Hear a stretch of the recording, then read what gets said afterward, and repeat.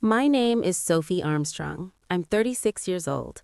3 weeks ago, during my father's birthday dinner, I presented him with a Tesla Model S. In front of 22 family members, he rose, lifted his glass, and declared, "To my foolish daughter who believes she can purchase affection with cash." The entire table erupted in laughter. I remained seated for precisely 3 seconds, then stood, grabbed my purse, and left the restaurant in silence.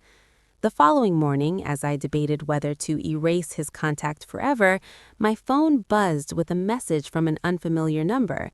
"Thank you for the car. Your father said you'd get it." Overnight, he had passed my $89,000 gift to his girlfriend. What she didn't realize was that the Tesla was far from the first thing I'd ever given my family. And what my father failed to grasp was that this time I refused to let it slide.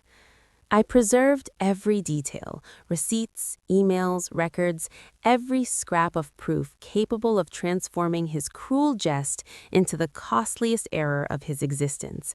Before I reveal what unfolded next, if this story strikes a chord, please like and subscribe, and leave a comment sharing where you're viewing from and the current time there.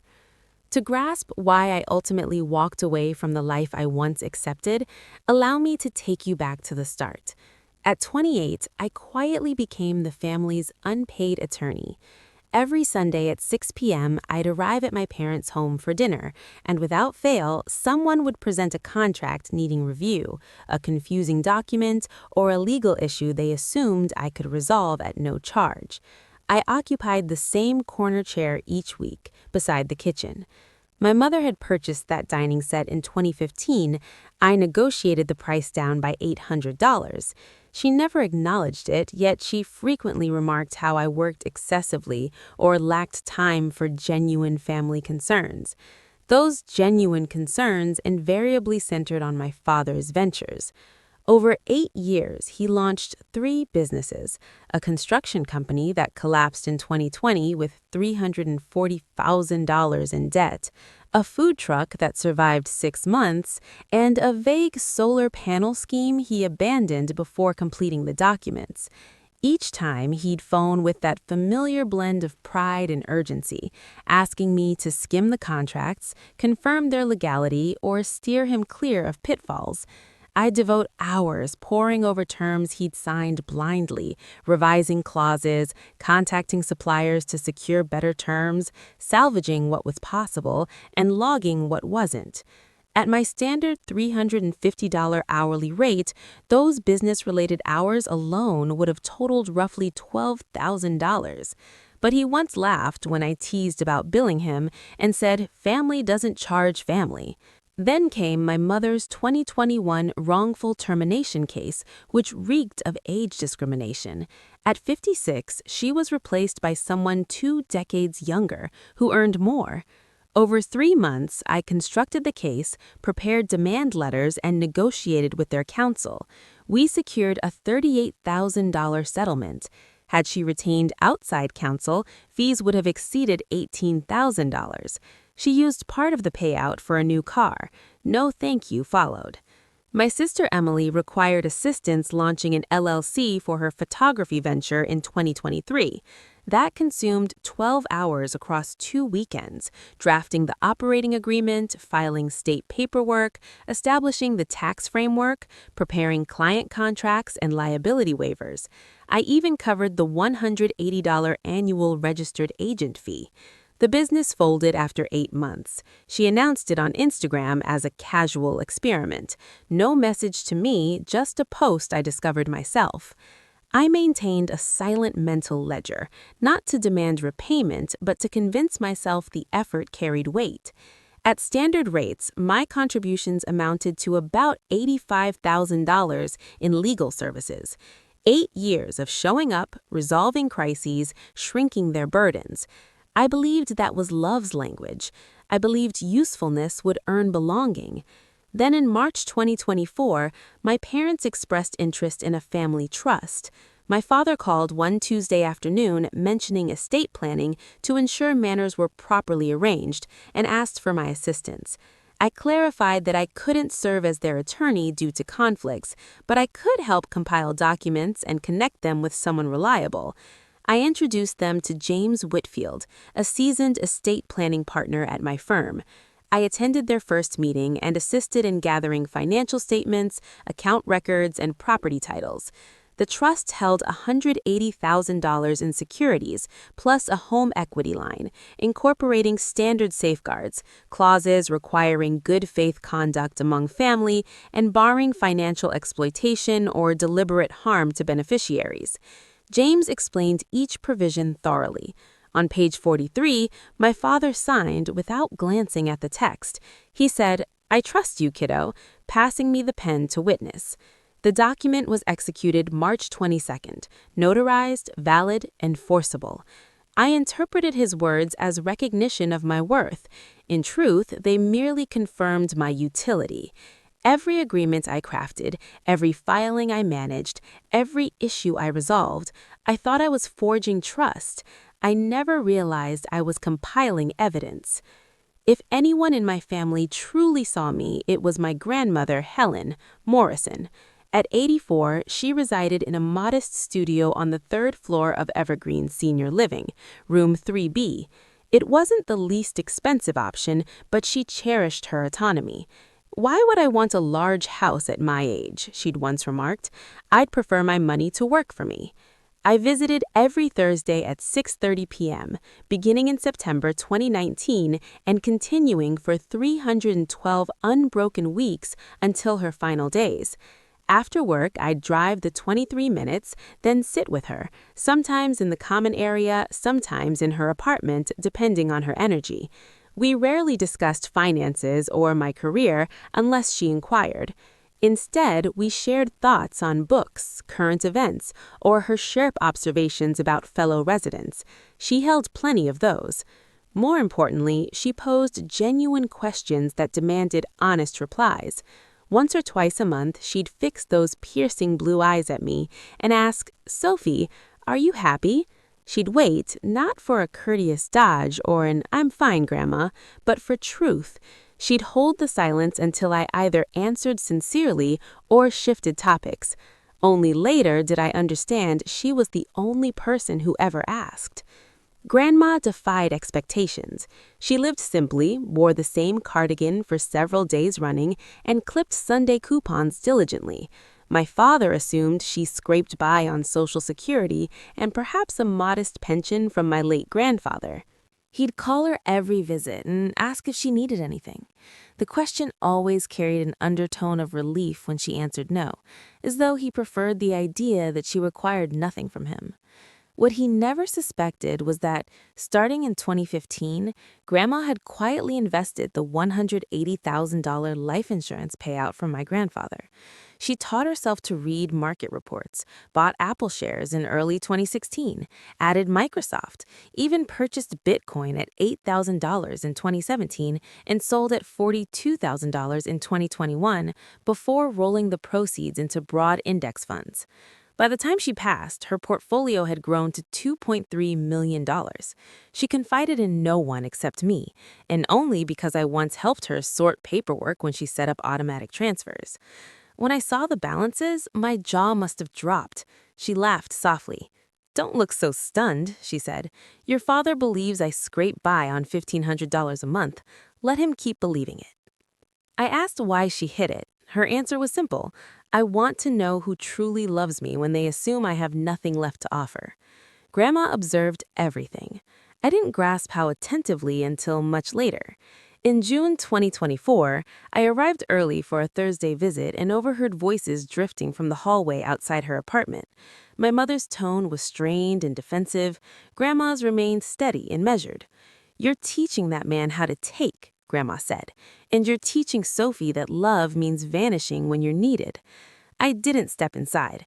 Instead, I returned to my car in the parking lot, sat for 20 minutes staring at my hands on the steering wheel, pretending I hadn't heard those words. I never mentioned it to her, but I'm certain she knew I'd been there. In August 2025, Grandma asked for help arranging estate documents. She wanted to meet an attorney, she explained, just to ensure everything was in order. I scheduled the appointment with James Whitfield for August 12th at 10 a.m. I drove her to the office and waited outside while she spoke with him privately for 2.5 hours. When she emerged, she was smiling. "I feel lighter," she said. I assumed she meant the paperwork was finished, nothing more than routine housekeeping. Grandma died on October 18th, 2025, at 4:32 a.m. Evergreen called me first. I was listed as her emergency contact. I arrived by 5:58. The staff had already straightened her room with gentle care, folding the blanket across her chair exactly as she preferred. I sat on the edge of her bed and cried, for the first time in years. My mother arrived at 7:30. My father appeared at 9:15 carrying coffee, for himself alone. After hugging my mother, his first words were, "How much do you think she had saved? Should we look at funeral homes now, or can we manage something decent?" He inquired about money before he asked how she had passed. I covered the entire funeral. Oakwood Memorial, October 22nd, 11 a.m. 60 people attended. My father delivered the eulogy, praising how much Mom loved family and gave us everything. I sat in the front row and stayed silent. The reception followed at my parents' house. I'd arranged the catering, $1,200, paid from my own account. Guests ate finger sandwiches and shared memories of Grandma, while my father smiled, nodded, and graciously accepted condolences as though he had been the one caring for her all along. 3 days later, they surprised me with a birthday party. I hadn't requested one, I never did, but my father had reserved the private Sonoma room at Milestone Restaurant and invited 22 people: my mother, my sister Emily and her husband, uncles Stephen and Philip with their families, cousins Rachel, and several family friends. He'd even paid the $850 room fee himself, which should have been my first clue that something felt wrong. I didn't want to attend. Grief still weighed heavily, but my mother phoned and said it would mean the world to my father, that he'd invested so much effort, that the family needed to gather after such a painful loss. So I went. I had been planning the Tesla for 2 months. In September, he'd remarked casually that it would be nice to own something special before he grew old to enjoy it. He looked directly at me as he spoke, and I understood the unspoken request. I ordered the car on September 15th, configured precisely as he'd once described: midnight silver metallic, 19-inch Tempest wheels, Model S, the exact one he'd pointed out in a parking lot and called his dream. $89,600. I wired the payment on October 10th. The dealership delivered October 25th, the day before the party, complete with a silver bow on the hood. I titled it jointly, Douglas Armstrong and Sophie Armstrong, co-owners, to safeguard my investment while allowing him the sense of possession. The insurance named me primary policyholder, him a listed driver. Every detail was documented, every step deliberate, exactly as a lawyer would arrange it. I thought he'd be astonished. I thought he'd see the car and recognize that I'd listened, that I cared. I parked my Honda Accord and entered the Sonoma room at 7 p.m. 22 people were already there, glasses in hand, laughter filling the space. The atmosphere felt oddly forced, too loud, too bright. My father stood at the center, recounting a story. People laughed before he reached the punchline. My mother spotted me first. She offered a smile that never touched her eyes and beckoned me over. I took the empty chair near the kitchen door, the same corner spot I always seemed to occupy. Dinner was noisy, voices overlapping. My sister recorded snippets on her phone, giggling at my father's remarks. I ate slowly, waiting for the right moment to present the gift. I brought the key fob in a small silver-wrapped box, planning to give it during dessert. Halfway through the main course, my father arose, wine glass in hand. The room hushed.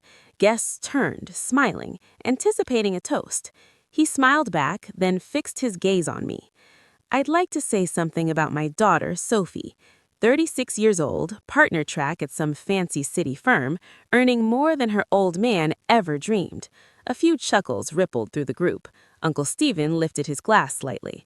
My father continued, You know what she does with all that money? She tries to buy love. That's what tonight really is. She believes if she throws enough cash our way, we'll overlook how busy she is to call, how important she's become to visit except for big occasions, how wrapped up in her own world she is to bother with real family. The room grew quieter. A few people shifted uncomfortably. "Look at this," he said, gesturing toward the window where the Tesla sat under the parking lot lights. A Tesla, $89,000. You know what that says to me? That she thinks we're for sale, that she believes love can be purchased at a dealership and tied with a bow. My throat tightened. I couldn't move. "So here's to my idiot daughter," he declared, raising his glass higher, "who still thinks she can buy love with money she never truly earned." The table erupted in laughter. Not everyone laughed, but enough did. 14 people burst into open laughter. Uncle Stephen grinned wide and clinked his glass against my father's. My sister held her phone up, filming the moment. My mother stared down at her plate, features locked in place. I remained seated for exactly 3 seconds. I counted them silently. 1, 2, 3. Then I rose. I lifted my purse from the back of the chair, walked out of the Sonoma room, past the 22 people who had just witnessed my father brand me an idiot, and into the parking lot. The valet looked puzzled. "Ma'am, would you like the Tesla brought around?"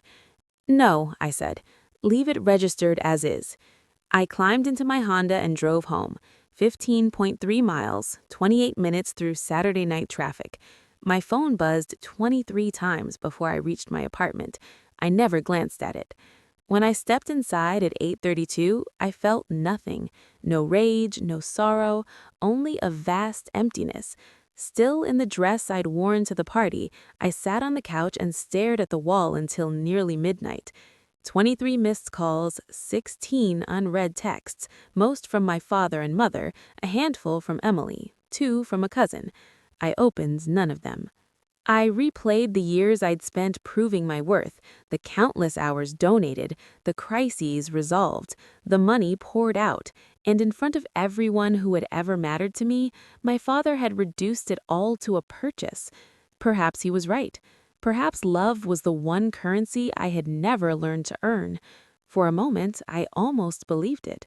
Then, at 8:17 the next morning, my phone glowed with a message from an unfamiliar number, area code 386, possibly Florida, though it appeared local. The text read, "Thank you for the car. Your father said you'd understand." I read it once, then twice. I dialed the number. A woman answered after the second ring. "Hello?" "Hi," I said, voice level. "I received a text from this number about a car." "Oh," her tone brightened. "Yes, this is Donna. Donna Pierce. I wanted to thank you. Your father gave me the Tesla last night. It's the most generous gift anyone has ever given me. He said you'd understand, that you wanted him to share it with people he cares about. It's incredibly thoughtful." A cold weight settled in my chest. "My father," I repeated slowly. "Douglas Armstrong?" "Yes," she said, still cheerful. "We've been seeing each other a few months now. He's such a generous man. I didn't realize you knew about me, but I'm glad. I wanted you to know how much this means." I closed my eyes. "How long have you been seeing him?" "Since May. We met at Summit Fitness, where I work. He's a member. We just clicked, you know? He's been so good to me." "And he told you he bought the car?"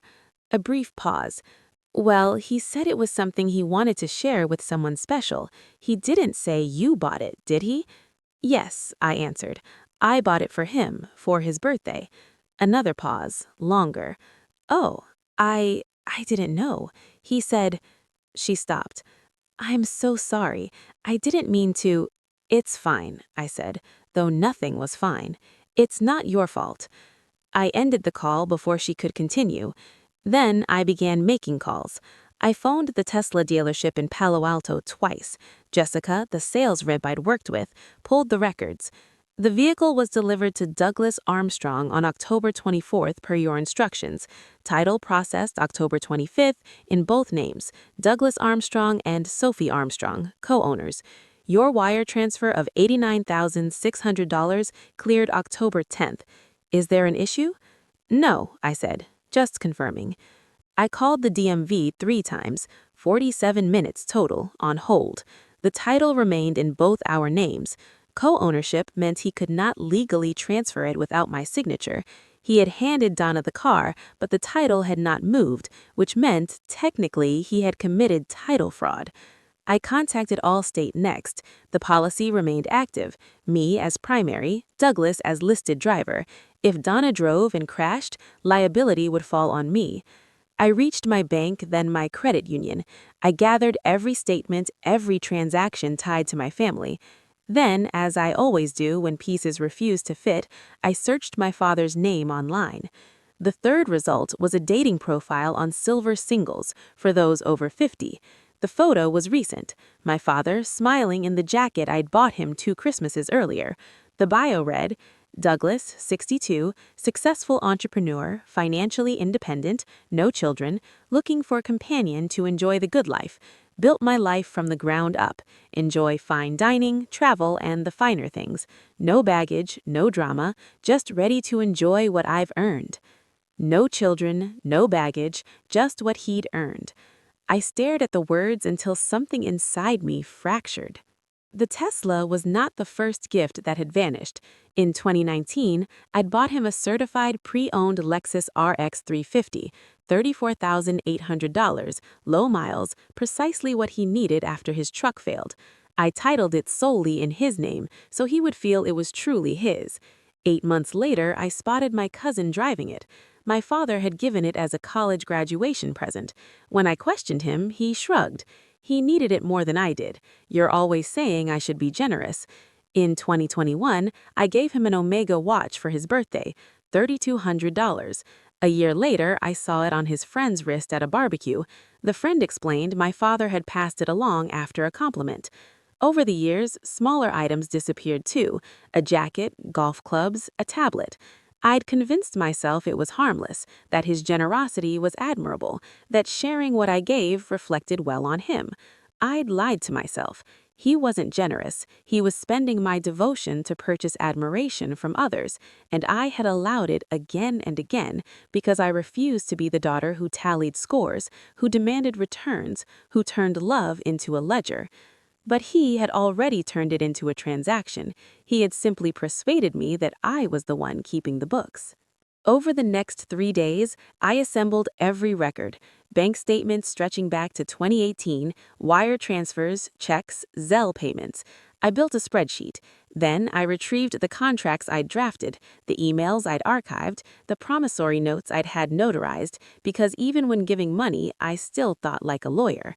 By October 29th, I had a 47-page folder, organized chronologically. March 2019, business loan cosign, First Republic Bank, $180,000 at 7.22% interest, 84-month term. My father had looked me in the eye and said, Sophie, you're my daughter. If you don't believe me, who will? It's just a signature. I'll handle the payments. The business collapsed in 2020. I had been making the $2,800 monthly payments ever since. Current balance, $85,900. Total paid so far, $94,000. He had contributed zero, not a single dollar. June 2021, my mother required surgery. Insurance refused full coverage. Bill, $68,000. Insurance paid $33,000. My father called, voice tight. Sophie, your mother needs you. This isn't about me. It's about family taking care of family. We'll pay you back. I promise. I wired $35,000 that same afternoon. I had a promissory note drafted and notarized on June 18th at a UPS store. The terms required $500 monthly payments beginning in August. As of October 2025, total payments received, 0. April 2023.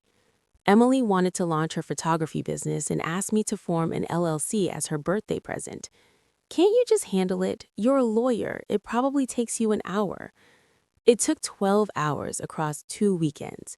I prepared an 18-page operating agreement, filed with Delaware and registered in California, created client contract templates and liability waivers, established the tax structure, and covered the $180 annual registered agent fee. At my standard rate, the work was worth approximately $3,500. The business closed in January 2024. Emily announced it on Instagram. Closing this chapter. Turns out I'm more of a hobbyist than a business owner. LOL. She never texted me. March 2024. The Family Trust. Outside counsel, James Whitfield. Fees, $4,500. I paid them. The trust held $180,000 in securities, plus a home equity line of credit. It contained standard protective provisions, distributions contingent on the absence of documented financial exploitation, elder abuse, or intentional infliction of emotional distress among beneficiaries, as proven by witness testimony, recordings, or written evidence. My father signed on page 43 without reading a single line. I tallied everything: $156,000 in direct financial support, $85,000 in legal services at my standard hourly rate, the Tesla, $89,600, miscellaneous gifts, catering fees and incidentals, another $6,400, total $241,000 over 8 years, roughly $30,000 annually, the equivalent of an unpaid part-time job. And in front of 22 witnesses, my father had labeled me transactional. I created a new folder on my laptop titled Armstrong_Family Financial Summary 2018 through 2025. I backed it up to the cloud, encrypted it, and began building the case. I am a lawyer. This is what I do. The letter from Whitmore and Associates arrived on November 8th. Thick paper, formal letterhead. I opened it in my kitchen, still clutching my car keys. Dear Miss Armstrong, pursuant to the last will and testament of Helen Catherine Morrison, dated August 15, 2025, you have been appointed executor of the estate. The estate's approximate value is $2,347,000. A formal reading is scheduled for December 10, 2025, at 2 p.m. Please contact our office to arrange a preliminary meeting. I read it 3 times. $2 million. Grandma had been a silent, masterful investor the entire time.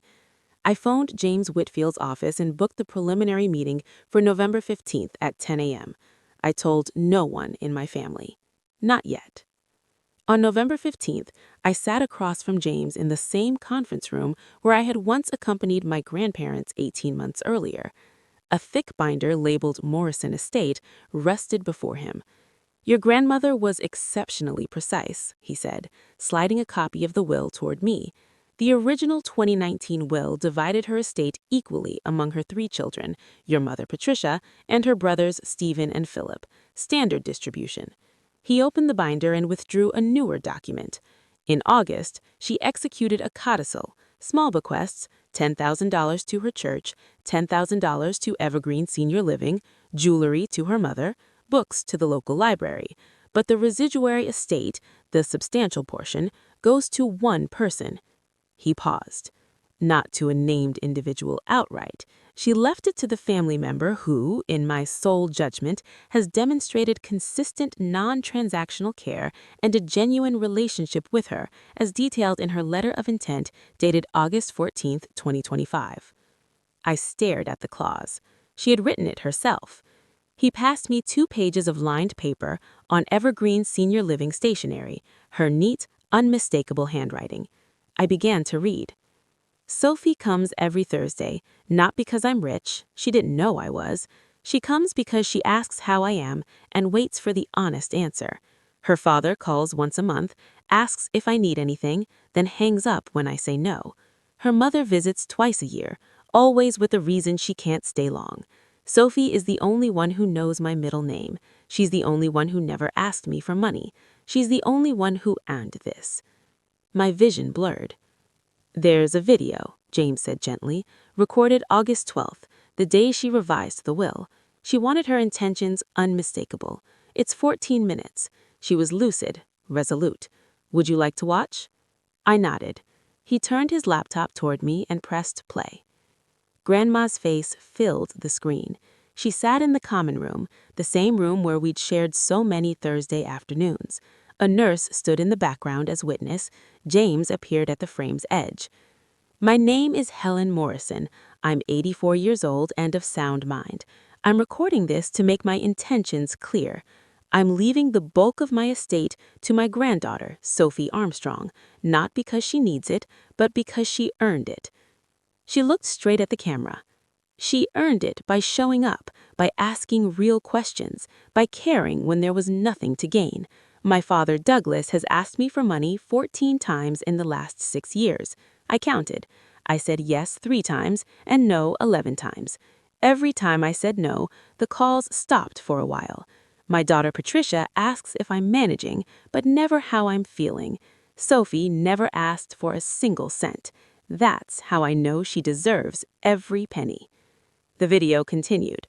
She spoke of Thursday visits, of the afternoon I spent an hour teaching her to FaceTime on her new iPad, of the books we discussed, and how she was the only one who ever asked if I was happy. If my family contests this, I want them to know I made this decision with complete clarity. Sophie did not ask for this. She did not know. She won't know until after I'm gone. But I have been watching, and I know the difference between someone who loves you and someone who is waiting for you to die. The screen went dark. I sat motionless, unable to speak. James closed the laptop. I understand this places you in a difficult position. You are both executor and primary beneficiary. Should anyone contest, we have her video, her letter, and my testimony that she acted independently. You exerted no influence. You were unaware until after her passing. What happens next? I asked. We scheduled the formal reading. I will notify all interested parties. Given the estate's size and the conditional language, I recommend convening everyone together. It's traditional, but with a will of this nature, hearing it simultaneously may reduce the likelihood of separate challenges. When? December 10th, 2 p.m. Between November 15th and December 10th, my father sent me 18 texts. Almost all consigned the estate. November 22nd. Any update on Mom's estate? Looking at RVs, need to know the timeline. November 28th. Sophie, this is dragging on. Can't you speed it up? December 1st. Put a deposit down, $45,000. Need that money by January. He had already spent his inheritance before the will was read. Classic Douglas. My mother called twice, asking if everything was all right with the estate. I told her James was managing the process, that a formal reading was scheduled for December, and that all interested parties would receive notification. I revealed nothing of what was coming. I told no one. December 10th, 2 p.m., Whitmore and Associates, Conference Room B. The room accommodates 30. 26 people arrived, all 22 from the birthday dinner, plus my 2 great-uncles, Philip's adult daughter who flew in from out of state, and 2 family friends named in the specific bequests. My father pulled up at 1:45 in a rented Cadillac Escalade, $180 a day, booked December 8th. He had quietly returned the Tesla to Donna after I confronted him about the title. Apparently, his old truck wasn't suitable for an occasion of this magnitude. He entered loudly, joking with Uncle Stephen, already discussing the Winnebago Revel he had selected, top-of-the-line model. Should be about $780,000 each after taxes, right? I overheard Stephen say. My father grinned. Mom always said, family takes care of family. I chose a seat in the back row. Let them claim the front. James Whitfield entered precisely at 2 p.m., 63, silver-haired, composed. He had presided over hundreds of readings. Thank you all for coming, he began. We are gathered for the formal reading of the last will and testament of Helen Catherine Morrison, who passed on October 18th. As executor, Sophie Armstrong is present in her official capacity. I will read the will in full and then address any questions. He opened with the standard preamble, date of execution, revocation of prior wills, payments of debts and expenses, then the specific bequests. To Grace Community Church, $5,000. To Evergreen Senior Living, $10,000 in appreciation for their care. To my daughter Patricia Armstrong, my jewelry collection and personal photographs. To the Menlo Park Public Library, my book collection and $2,000. He proceeded through smaller items, a painting to Uncle Philip, a quilt to Aunt Rachel. By the end, specific bequests totaled approximately $32,000. After debts, expenses, and specific bequests, James continued, the residuary value of the estate is approximately $2,315,000. The room fell utterly still. My father's lips moved silently as he calculated. James read the critical clause deliberately. I leave the residuary of my estate to the family member who has, in my sole judgment, demonstrated consistent non-transactional care and a genuine relationship with me, as more fully described in my letter of intent dated August 14, 2025. My father frowned. Wait, what does that mean? Who decides? Is there a vote? James met his gaze. Your mother decided, Mr. Armstrong, before her passing. But how do we know who she meant? She left a letter explaining her reasoning and a video. Would you like me to read the letter first? My father glanced at my mother, then at Uncle Stephen. Yeah, read it. James unfolded the 2 pages of handwritten evergreen stationery and began. I've observed my family for years. I've seen who shows up and who asks for things. Douglas calls once a month, asks if I need anything, but what he really wants to know is if I have anything for him. Patricia visits twice a year. They are dutiful children in their fashion, but Sophie is different. Eyes turned toward me. James continued, reciting every detail Grandma had written, the Thursday visits without fail, never once asking for money, knowing her middle name, asking how she truly felt, caring when there was nothing material to gain. My mother wept quietly. My father's face flushed deep red. When the letter ended, James looked up. There is also a video. Your mother recorded it on August 12th in the presence of myself and a nurse to ensure her intentions were unmistakable. I can play it now. Play it, my father said, voice taut. James angled the laptop screen toward the room and pressed play. For 14 minutes, 26 people sat in absolute silence as Helen Morrison's face and voice filled the space. She named my father 6 times. She enumerated the 14 loan requests over 6 years. She described the pattern: calls that arrived only when he needed something, silence that followed every refusal. Douglas, she said, staring directly into the lens, if you're watching this and you're angry, ask yourself, when was the last time you visited me and didn't ask for anything? When was the last time you called just to talk? Sophie did that every week for 6 years. She earned this. You didn't. The screen went black. The silence was thick enough to hear breathing. My father shot to his feet. This is ridiculous. Sophie manipulated her. Mom was old, confused. This will isn't valid. I'm contesting it. Uncle Stephen nodded. This doesn't feel right. James closed the laptop calmly. Mr. Armstrong, your mother was examined by 2 independent physicians in the month before she revised the will. Both certified her as competent and of sound mind. She executed the document in my presence with witnesses. The video was recorded the same week. You are free to contest, but I must be clear, this will is legally robust. My father spun toward me, face contorted. You planned this. You manipulated an old woman. I stood. I had been silent for 8 years. I was finished with silence. You want to discuss manipulation? My voice remained even, measured. Let's discuss receipts. I walked to the front carrying the 47-page binder, tabbed, organized. I connected my laptop to the projector and opened the first slide. March 2019, you asked me to co-sign a $180,000 business loan. You promised to handle the payments. The business collapsed. I've paid $2,800 monthly for 6 years. Current balance, $85,900. Total paid, $94,000. Your payments, 0. I advanced to a scanned promissory note. My signature, his, notarized. My father opened his mouth. I continued. June 2021, Mom's surgery. You requested a $35,000 loan. You signed a promissory note for $500 monthly starting August. Payments received, 0. Another scan appeared. April 2023, I formed Emily's LLC. 12 hours of work, valued at $3,500, no reimbursement. March 2024, I referred you to James for the family trust and covered his $4,500 fee. I switched to the summary slide. Total documented financial support 2018 to 2025, $156,000 in loans and gifts, $85,000 in legal services at standard rates, Tesla $89,600, grand total $241,000. The room remained hushed. Next slide. A screenshot of the birthday dinner toast.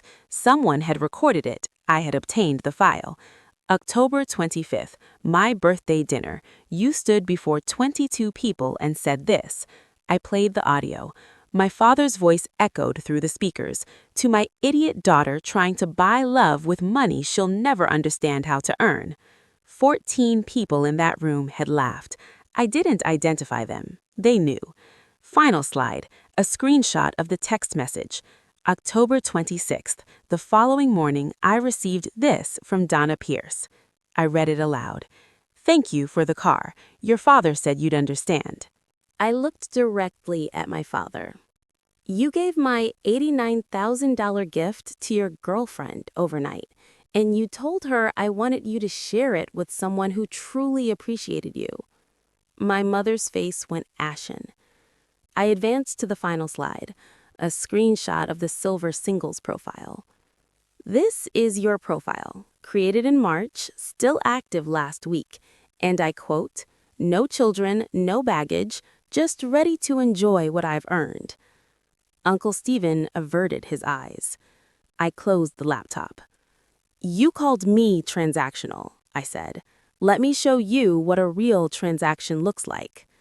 I opened a printed copy of the Family Trust to page 31, section 8.4, and read aloud, any beneficiary who engages in documented acts of financial exploitation, elder abuse, or intentional infliction of emotional distress upon another beneficiary, as evidenced by witness testimony, recordings, or written documentation, shall forfeit their distribution. I turned to James. The birthday toast was recorded.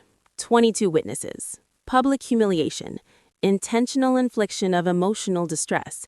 Does that trigger the forfeiture clause? James nodded slowly. Given the documentation and corroborating witnesses, yes, the language is intentionally broad, and California case law supports enforcement when the evidence is clear and compelling. This meets the threshold. My father's color drained completely. You can't. This isn't.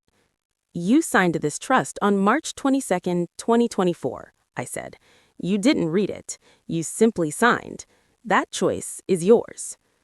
I faced the room.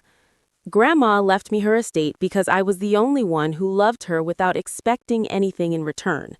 The trust you signed forfeits your share because you spent 8 years taking from me and then publicly humiliated me for it. These aren't my decisions. These are the consequences of yours. My father tried once more.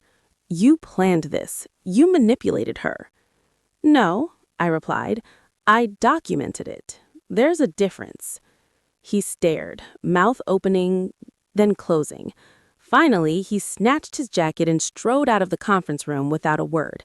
No goodbye, just gone. The room held its breath for a long moment. Then, one by one, people began to leave. My mother approached, eyes red. Sophie, I didn't know. I didn't realize it was this bad. I should have seen it. I met her gaze. You did see it, Mom. You just didn't want to believe it. She nodded, tears falling freely. Can we try to fix things? I know I can't undo this, but I don't know yet. I need time. Emily came next. She said nothing, just wrapped her arms around me. It was the first hug in 3 years. Uncle Stephen slipped out without a word. 6 people paused to offer quiet condolences or subdued congratulations.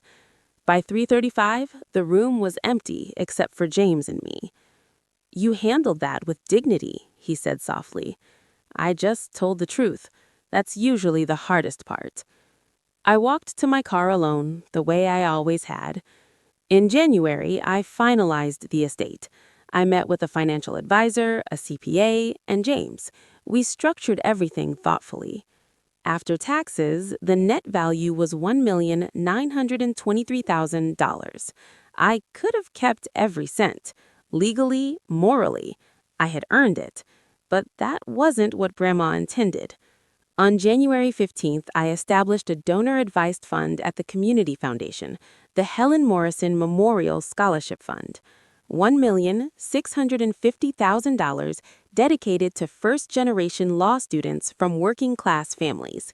The inaugural $25,000 scholarship would go, in March, to a young woman whose father had told her law school was too expensive. I retained $273,000 for my retirement and personal security. It felt sufficient. My father's RV deal fell through. The dealer refunded $31,000 of his $45,000 deposit after a 30% cancellation penalty and custom order fees. He lost $14,000 on a dream financed with money he never possessed. On February 15th, my mother filed for legal separation. Patricia Armstrong versus Douglas Armstrong. Irreconcilable differences. She moved into a modest apartment across town. We began meeting for coffee once a month. First Sunday, 10 a.m., the same quiet cafe. The conversations were cautious, deliberate. She didn't offer excuses. She simply said she was sorry until I asked her to stop apologizing and start listening. I told her what I needed: boundaries, honesty, and no more mistaking silence for peace. She promised to try. Emily and I started texting weekly. Memes, photos of her children, light things. Nothing profound, but it was a beginning. On January 20th, I was made partner at Whittemore and Associates, $320,000 base plus equity. I had worked for it. I had earned it. In late February, I moved into a new apartment, larger, brighter, a space where visitors came by invitation only. From Grandma's belongings, I kept one item: a photograph from one of our Thursday evenings in the Evergreen Common Room, November 2023. Both of us smiling. It now sits on my desk in a simple silver frame. I blocked my father's number on January 12th and his email on January 15th. He tried reaching me through cousins, mutual friends, even lawyers. I never replied. Some people will only ever see you as a transaction. Once you understand that, the only rational choice is to stop proving you're more. I didn't win. I simply stopped losing. Grandma taught me that inheritance isn't reward for performance, it's acknowledgments of character. She saw in me what I couldn't see yet, that I was worth more than what I could provide, that love without boundaries isn't love, it's self-erasure. And sometimes the greatest legacy is the permission to walk away. I bought my father a Tesla. He called me an idiot. And I finally learned that some people will only ever see you as a transaction. So I stopped proving I was more. I already knew.